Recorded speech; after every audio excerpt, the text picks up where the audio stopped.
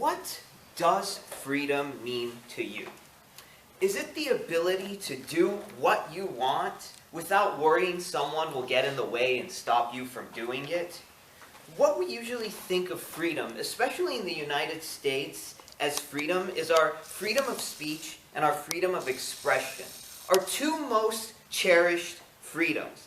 I will argue, though, that we do not have freedom in the United States without an economic baseline. We have something much more insidious and hideous. We have enslavement by threat of survival. This, I am going to argue, is savage, barbaric, and primitive. And we should solve this evil injustice as soon as we get a chance. Let me tell you what freedom means to me. It means having enough baseline resources so I am not forced under the threat of not being able to survive into a personal or business relationship that I'd rather not have. Meaning a freedom that knows what it is for. The freedom we know now may keep us out of chains, but when it provides no bread or shelter, is this the kind of freedom we want?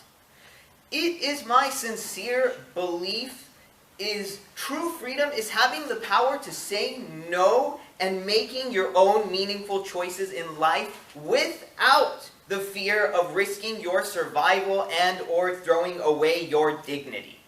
This is what a freedom dividend of $1,000 per month can provide for you and millions of Americans across this country.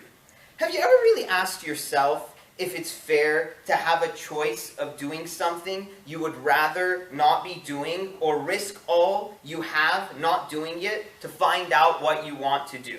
Why not have the freedom to not risk it all and know that if you fail, you're not in danger of being impoverished, where in that situation, your freedom is so limited and dwindling?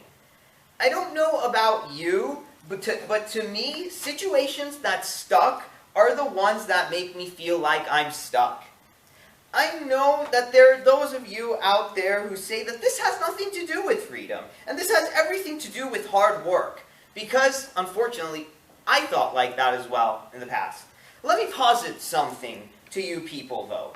There are two construction workers who need to fix shingles on a roof. The first construction worker has heavy boots, and the ladder is a bit rusty. So he climbs the ladder, and as he's climbing the ladder, the first 3 rungs of the ladder fall off. Now it's the second construction worker's turn to climb the ladder, and he says, I can't climb this ladder because it doesn't have the first 3 rungs. Then the construction worker on top of the roof tells him, hey, stop being lazy, get on top of this roof as soon as possible, or else you're fired. So, ladies and gentlemen of Toastmasters, not only is it a terrible situation, it is also an irrational one too. So that's why I think a threat to freedom is when there is no way forward.